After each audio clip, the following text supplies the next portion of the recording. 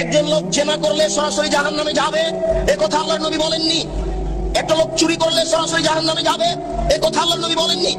পিতামাতাকে গালি দেওয়া পৃথিবীর দ্বিতীয় মহাপাপ। পিতামাতার অবাধ্য চলা পৃথিবীর দ্বিতীয় মহাপাপ। এরপরেও যদি মানুষ পিতামাতার অবাধ্য চলে, সরাসরি লোকটা জাহান্নামে যাবে, এ কথা আল্লাহর নবী বলেননি। আল্লাহর নবী প্রথম দুই বাক্য বলার পরে তৃতীয় বাক্য বলে আগের দুই বাক্য ঠেকিয়ে দিয়ে বলছেন, কেউ যদি আমার দিকে কোনো কথা ধাবিত করে, সেই কথা যদি আমার না হয়, তাহলে তার থাকার জায়গা জাহান্নাম।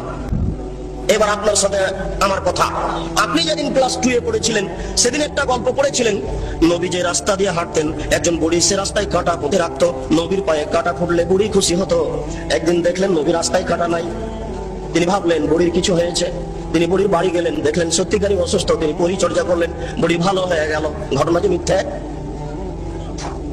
জি না। আমার হায়াত পর্যন্ত সময় থাকলো আমার দিনী ভাইদের উপরে। আপনার হায়াত পর্যন্ত সময় থাকলে আপনি আমার হায়াত পর্যন্ত এর সত্যতা প্রমাণ করতে পারবেন না ইনশাআল্লাহ। নবীর নামে মিথ্যা কথা বলা হয়েছে। গাছ লাগান, পরিবেশ বাঁচান, নবী নিজ হাতে গাছ লাগিয়েছেন, মিথ্যা কথা। এই দেশের মাটিতে প্রায় 3 লক্ষ বানানো হাদিস আছে। তার মধ্যে কোরআন মাজিদ 90 পারা, 30 পারা নয়, শয়তান মুমতাজ বেগমের কাছে প্রায় 2000 জাল হাদিস আছে। ধর্মকে বিকৃত করার জন্য লক্ষ লক্ষ হাদিস মানুষ তৈরি করেছে। আমাদের বাড়িতে 10,000 সিরিয়াল আছে। যে কোনো সময় দেশবাসী চাইলে আমরা 10,000 জালজয়ী হাদিস পেশ করার জন্য প্রস্তুত রয়েছি ইনশাআল্লাহ। এই দেশের মাটিতে লক্ষ লক্ষ মিথ্যা তাফসীর রয়েছে। নবী ঈদের মাঠে গেলেন, একটি ছেলে কাঁদছে। নবী বললেন, তুমি কাঁদো কেন? আমি এতিম ছেলে। নবী বললেন, আমি এতিম ছিলাম, আমি এতিমের অসুবিধা বুঝি। এই বলে তিনি কোলে নিয়ে আয়েশা রাদিয়াল্লাহু তাআলা আনহার কোলে তুলে দিলেন। আয়েশা তাকে কোলে নিয়ে আদর করলেন, নতুন পোশাক পরালেন। ছেলে খুশি হয়ে গেল। বাস্তবতার সাথে হাদিসের কথার অমিল আছে।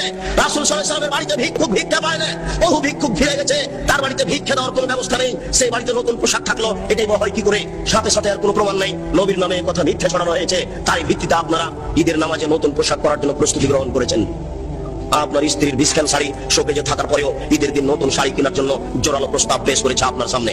এটা মিথ্যা তথ্য, মিথ্যা শরীয়ত চলছে।